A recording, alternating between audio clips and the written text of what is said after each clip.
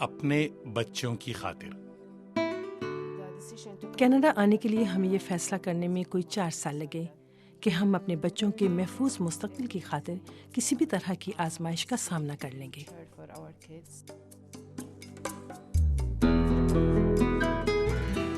میں کینیڈا کیوں آیا؟ بنیادی طور پر اس کی 2 وجوہات تھیں۔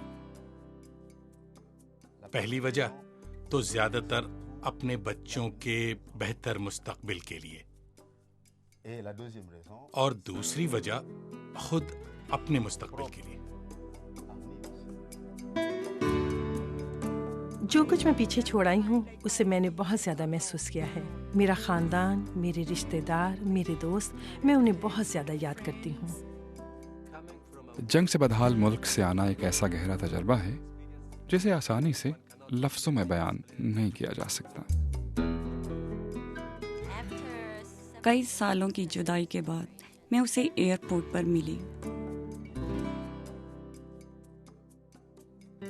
مجھے حیرت ہوئی کہ وہ کافی بڑا اور دراز قد ہو گیا تھا۔ وہ دبلا پتلا تھا لیکن کچھ فربا ہو گیا تھا۔ میں نے سوچا کیا یہ میرا بچہ ہے؟ اور میرا بیٹا بھی کچھ ہچک رہا تھا۔ وہ مجھ سے صحیح طور پر کھل نہیں پا رہا تھا۔ ہم لوگ گھر واپس آئے۔ وہ دیوار پر ہاتھ پیٹنے لگا۔ میں نے پوچھا کیا کر رہے ہو؟ کہنے لگا مجھے برا لگا، میں آپ کو گلے بھی نہ لگا سکا۔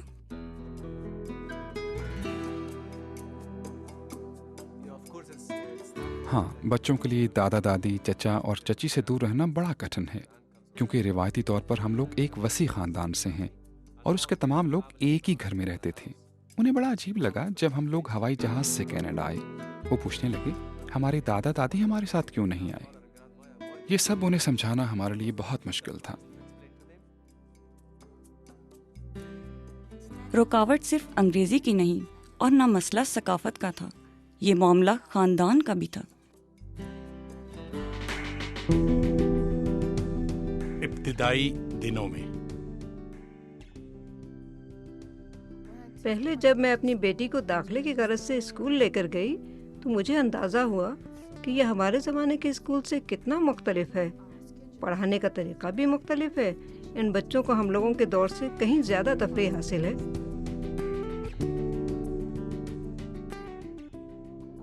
جب میں پہلی بار اپنے بچوں کو کینیڈا کے اسکول لے کر گئی، یہ ہمارے پیروین اسکولوں کے مقابلے میں ایک بڑا دلچسپ تجربہ تھا۔ یہاں اساتذہ اور اسکول کے کارکنوں سے رابطہ کرنا بہت آسان لگا۔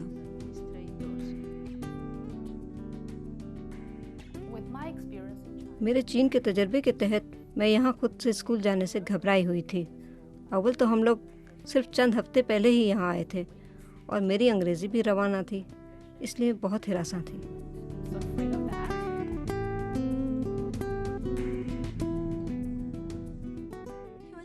اسکول جانے کے لیے وہ پر اعتماد نہ تھا۔ اس کا خیال تھا کہ وہ کم عقل ہے کیونکہ اسے انگریزی نہیں آتی تھی۔ وہ بہت مایوس اور اداس تھا۔ اس نے مجھ سے کہا ہم لوگ واپس کوریا کیوں نہیں چلے جاتے؟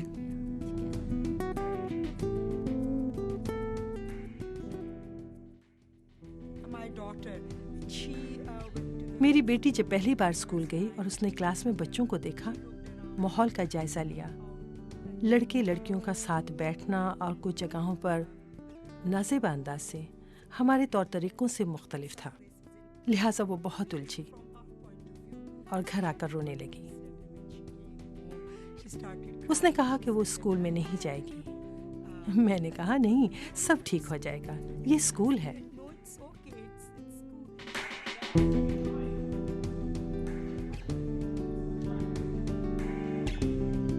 میرے لیے یہ جاننا بہت دلچسپ تھا کہ یہاں بچوں کے لیے مختلف پروگرام مرتب کیے جاتے ہیں۔ اگر بچہ خاطر خواہ نہیں پڑھ رہا، وہ اس سلسلے میں مدد حاصل کر سکتا ہے۔ اگر آپ انگریزی نہیں بول سکتے تو اسکول میں ESL پروگرام کے تحت انگریزی سیکھ سکتے ہیں۔ ساتھ ہی اگر آپ خودداد قابلیت والے طالب علم ہیں اور اپنی عمر سے زیادہ جانتے ہیں تو اس کے لیے ایک الگ نصاب ہے۔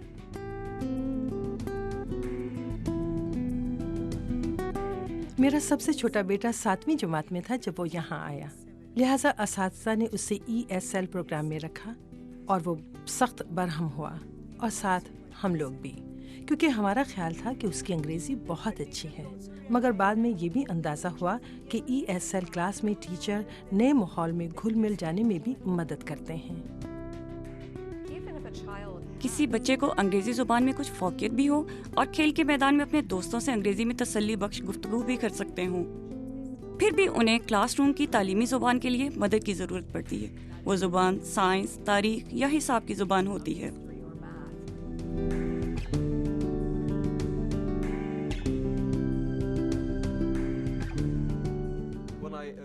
जब मुझे अपने बेटे के पहले नतीजे की कॉपी मिली तो उसमें बताया गया था कि मैं अपनी सहूलत से उसकी टीचर से मिल सकता हूँ। मैं सोचता रहा कि शायद मेरे बच्चे ने कोई गलती की है, मगर जब मैं टीचर से मिलने गया तो उसने बड़े ही मेहरबाना अंदाज से मेरे बेटे की बेहतर कारकर्दगी के बारे में मुझे आगाह किया।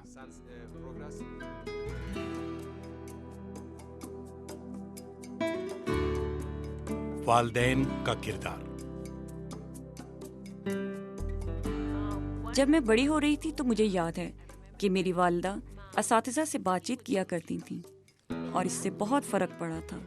जब असातिज़ा ख़ानदान, वालिदैन और बच्चों को मिलाना शुरू करते हैं तो इसके नताइज बहुत आला हो सकते हैं।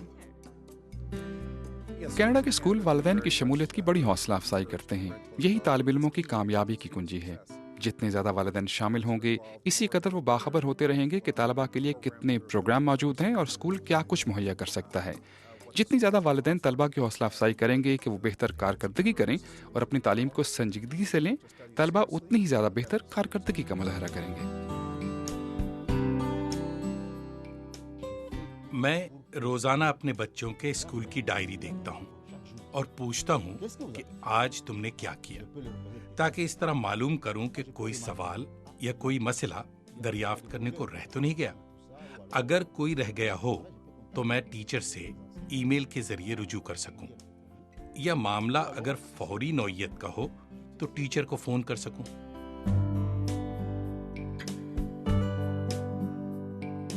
आपको ये मालूमात भी होनी चाहिए कि आपके बच्चे क्या निसाब ले रहे हैं। ये थोड़ा पेचीदा मसला तो है, मगर आपको इस बात की समझ होनी चाहिए कि हाई स्कूल में इख्तियारी और तदरीसी कोर्स के निसाब में क्या फ़र्क है।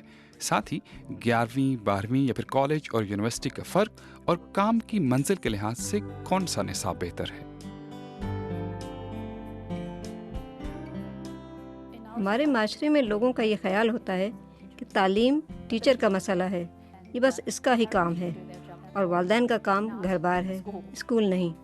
मगर यहाँ ये सब मुख्तलिफ है। अगर वालिदैन दिलचस्पी ले सकते हैं तो इन्हें मालूम होता है कि तालिब इल्म पढ़ता और सीखता कैसे है, वो स्कूल में अपना काम किस तरह अंजाम दे रहा है।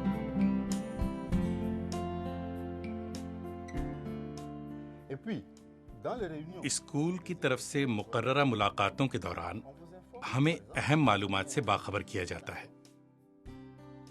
मिसाल के तौर पर बच्चे की परख किस तरह की जाती है, या फिर क्रेडिट सिस्टम में किस तरह बच्चों को पढ़ाया जाता है। जांच और परख का तरीका समझाया जाता है। इस तरह की हजारों जरूरी बातें हैं जिसकी जानकारी आपके लिए अजहद जरूरी है, खास तौर पर किसी नए आने वाले के लिए, ताकि वो सही तौर पर बच्चों की रहनुमाई कर सकें। हमारे स्कूल में वालिदैन के लिए कई बेहतरीन वसाइल दस्तयाब हैं, जैसे कि मुतरजम, जो वालिदैन को असातिज़ा से बातचीत करने में मदद कर सकता है। हमारे यहाँ सेटलमेंट वर्कर्स मौजूद हैं। ये सेटलमेंट वर्कर्स बेहतरीन ज़रिया हैं जो नए आने वाले ख़ानदानों को कम्युनिटी से मुतारिफ कराते हैं और मौजूद मुख्तलिफ एजेंसियों से आगाह करते हैं, जिनमें सेहत से लेकर घर बार और बच्चों के लिए कम्युनिटी के प्रोग्राम शामिल हैं। मसाइल का हल। मेरी दोनों बेटियों के साथ मुझे इनकी टीचर के पास चंद मसाइल को हल करने के लिए जाना पड़ा, और टीचर ने इस मामले में हमें बहुत तवज्जो से सुना, और फिर हम लोगों ने फैसला किया कि क्या करना चाहिए। बाद में टीचर ने मुझसे राब्ता भी किया। अव्वल तो ये बहुत अजीब लगा कि ये लोग बात सुनते हैं और कितनी आसानी के साथ इनसे दोबारा रुजू भी किया जा सकता है। स्कूल में होने वाले किसी वाक़े से मुतल्लिक اگر والدین کو کچھ پوچھنا ہو یا کوئی سوال ہو تو ہم یہ چاہتے ہیں کہ وہ اطمینان سے اسکول آ کر بات چیت کریں. ان کے لیے ہمارے دروازے کھلے ہیں.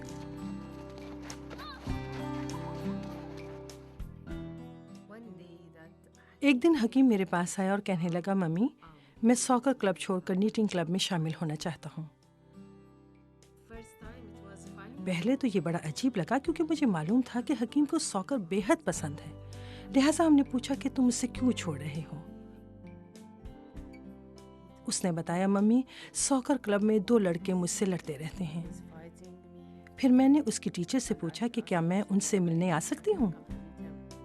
اور دوسرے روز حکیم نے بتایا کہ ممی میں دوبارہ ساکر کلب میں شامل ہو گیا ہوں.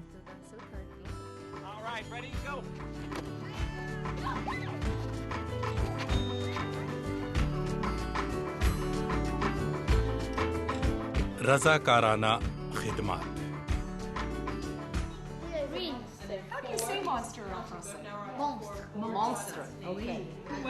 ایک کلاس ٹیچر کے طور پر میں والدین کو اس موقع کی فراہمی پر خوش آمدید کہتی ہوں کہ وہ میری کلاس کی کارروائی میں حصہ لیں. میں رضاکار والدین کی منتظر رہتی ہوں جو ہماری مدد پڑھائی، لکھائی اور حساب میں کر سکتے ہیں. وہ اس ملک میں آنے والے نئے طالب علموں کے اچھے دوست بھی بن سکتے ہیں. ایک اور بات کہ اگر آپ کے پاس کچھ وقت ہے تو آپ اسکول کاؤنسل کے رکن بن سکتے ہیں. یہ بہت ہی اہم ہوتا ہے. اس طرح نہ صرف آپ اسکول کی انتظامیہ کے قریب ہوتے ہیں بلکہ دوسرے والدین سے بھی ملتے جلتے رہتے ہیں. آپ دیگر والدین سے رابطہ بھی قائم کرتے ہیں جو آپ ہی کی طرح کے مسائل سے دوچار ہوتے ہیں. میں اسکول کے معاملات میں شامل ہوں، اسکول کونسل کی رکن بھی ہوں. بہت سارے پروجیکٹس پر کام چل رہے ہیں. ہم اسکول میں مختلف میلوں کا انتظام بھی کرتے ہیں اور ساتھ ہی لائبریری کی اعانت بھی کر رہے ہیں. میں ذاتی طور پر رضاکار بننا چاہتی ہوں. میں اپنے بچوں کے ساتھ رہنا چاہتی ہوں مگر میں ایسا نہیں کر سکتی کیونکہ بہت سے مسائل ہیں. بنیادی طور پر جیسا کہ آپ جانتے ہیں مالی مشکلات ہیں.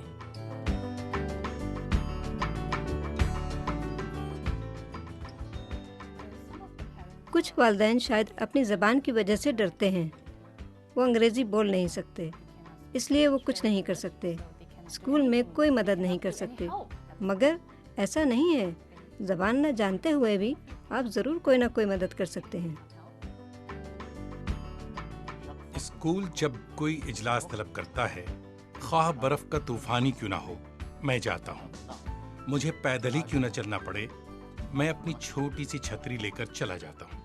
میں اس لیے جاتا ہوں کیونکہ ان ملاقاتوں سے ہم نے بہت کچھ سیکھا ہے. خوش آئند بات یہ ہے کہ جب بھی آپ اسکول جاتے ہیں آپ کا استقبال ہوتا ہے. وہ آپ کو کہیں گے کہ برائے مہربانی کسی بھی وقت تشریف لائیں. وہ آپ کو احساس دلائیں گے کہ ہم آپ کا خیر مقدم کرتے ہیں.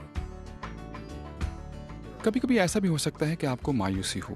کئی مرتبہ آپ یہ بھی سوچیں گے کہ میں کینیڈا کو بہترین مواقع کی حامل قوم سمجھتا تھا مگر پھر بھی حالات بہتر نہیں ہو رہے. آپ کو تحمل سے کام لینا ہوگا.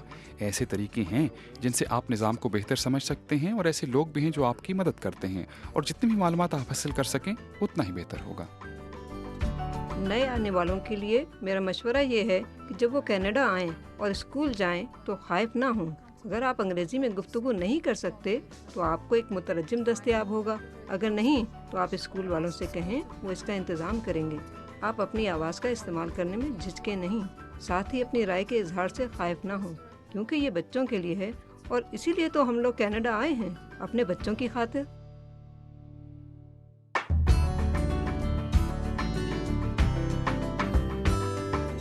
نئے آنے والوں کی معلومات اور کمیونٹی میں دستیاب سہولتوں کے لیے www.settlement.org پر رابطہ کریں.